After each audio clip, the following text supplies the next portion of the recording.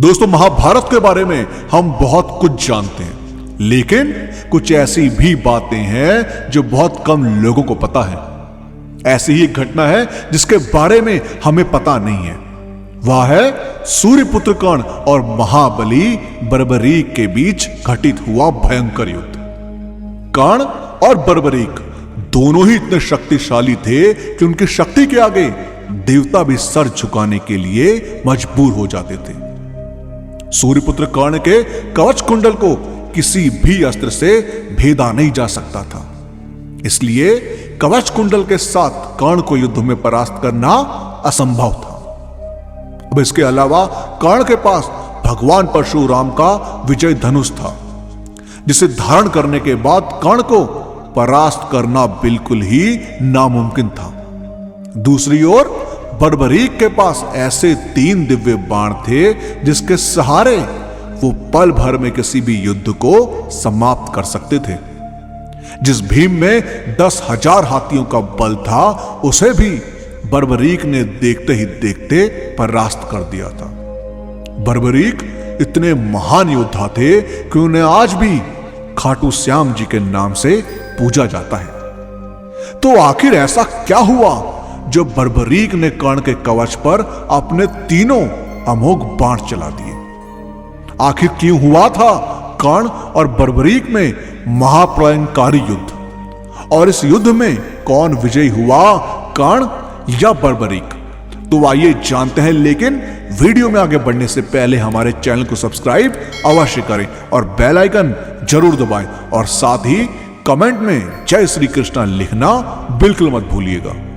दोस्तों, महाभारत शुरू होने से पहले जब पांडव अज्ञातवास में गए थे, तब श्री कृष्ण अर्जुन के साथ घटोत्कच की गुफा में महाभारत युद्ध का प्रस्ताव लेकर पहुंचते हैं। तो वो देखते हैं कि उनके पीछे कौरवों का एक गुप्तचर लगा हुआ है। अब गुप्तचर कौरवों को संदेश भेज देता है, जिस पर अंगराज कर्ण दुर्योधन के साथ पांडव का अज्ञातवास भंग करने अपने सैनिकों के साथ घटोत्कच की सीमा में प्रवेश करते हैं, और उनके सैनिक उस गुफा की घेराबंदी कर लेते हैं। अब श्री कृष्ण यह बात समझ जाते हैं और अर्जुन को बताते हैं, तो अर्जुन गुस्से में बाहर जाने लगता है। तभी श्री कृष्ण अर्जुन को रोकते हैं और कहते हैं, पार्थ, नहीं, यहां तुम क्या कर रहे हो? तुम अज्ञातवास भोग रहे हो, वो तुम्हारे लिए ही आए हैं। इस पर बर्बरीक कहते हैं, मैं महारथी कर्ण को रोकूंगा, या तो शांति से या फिर द्वंद्व से। तो कृष्ण कहते हैं कि आपको महारथी कर्ण की शक्ति का अंदाजा भी है, उन्हें रोकना इतना आसान कार्य नहीं है। तो बर्बरीक कहते हैं, लगता है आपको मेरी शक्ति का अंदाजा नहीं है गोविंद, और प्रणाम करके चले जाते हैं। तो बर्बरीक अपनी गुफा के बाहर निकल के कर्ण और दुर्योधन को प्रणाम करते हैं और कहते हैं, कैसे आना हुआ काकाश्री? तब दुर्योधन कहते हैं, बालक, हमें तुम्हारे कक्ष में जाना है, हमें किसी की तलाश है। तो बर्बरीक कहते हैं, मेरे रहते हुए आपकी इच्छा तो पूर्ण नहीं हो सकती। अब इस पर दुर्योधन क्रोध में कहता है, अपनी मृत्यु को गले मत लगाओ बालक।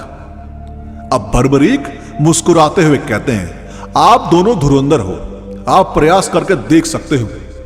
अब तभी दुर्योधन कहते हैं, सैनिकों, इसे यहां से हटाओ।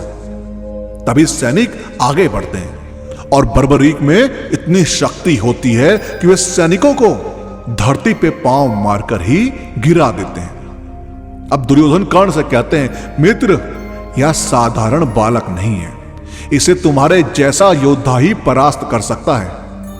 अब तब कर्ण कहते हैं, बालक, हमारे मार्ग से हट जाओ, अतः तुम्हें मुझसे द्वंद्व करना होगा। अब इस पर बर्बरीक कहते हैं, आप भी प्रयास कर लीजिए महारथी कर्ण। इस पर कर्ण अपने रथ से नीचे उतरते हैं और बर्बरीक की ओर धनुष की प्रत्यंचा खींचते हैं और छोड़ देते हैं। तभी इतनी जोर से हवा उठती है कि सारे सैनिक उड़ जाते हैं, लेकिन बर्बरीक एक कदम भी पीछे नहीं हटते। अब कर्ण सोच में पड़ जाता है, लेकिन तभी बर्बरीक अपने धनुष की प्रत्यंचा खींचते हैं और छोड़ देते हैं। जिस पर दुर्योधन रथ से नीचे गिर जाता है। अब यह देखकर बर्बरीक जोर जोर से हंसने लगता है और कहते हैं, आप ठीक तो हैं काकाश्री। अब इस पर दुर्योधन कहता है, तुम्हारी यहां मजाल कुटिल बालक। और कर्ण से कहते हैं, मित्र इस बालक को नरक दिखा दो।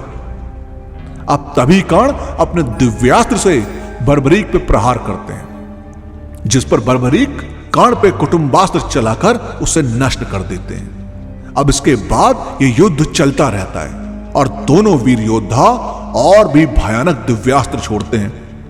इसी बीच बर्बरीक एक बाण छोड़ते हैं जो दुर्योधन की ओर बढ़ता है। अब जिसे कर्ण अपने बाण से रोक लेते हैं तो बर्बरीक कहते हैं, कर्ण यहां बाण संभालो, इस बाण को कोई रोक नहीं सकता।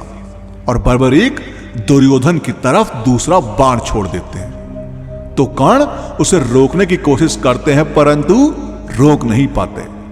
अब बाण को नहीं रुकता देख वह खुद ही दुर्योधन के आगे आके खड़े हो जाते हैं। इसके बाद जैसे ही वह बाण कर्ण से टकराने वाला होता है तभी कर्ण का कवच आ जाता है और उस बाण को रोक लेता है। अब बर्बरीक यह दृश्य देखने के बाद कहते हैं, यह कैसे संभव है? इस बाण को तो बस इंद्र का वज्र ही रोक सकता था।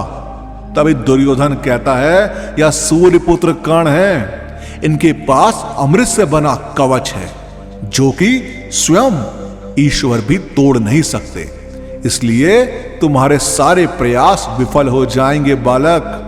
अब इसी बीच वहां कृष्ण पहुंचते हैं और कहते हैं, पुत्र बर्बरीक तुम इनके मार्ग से हट जाओ, इन्हें देखने दो जो भी भ्राता दुर्योधन देखना चाहते हैं।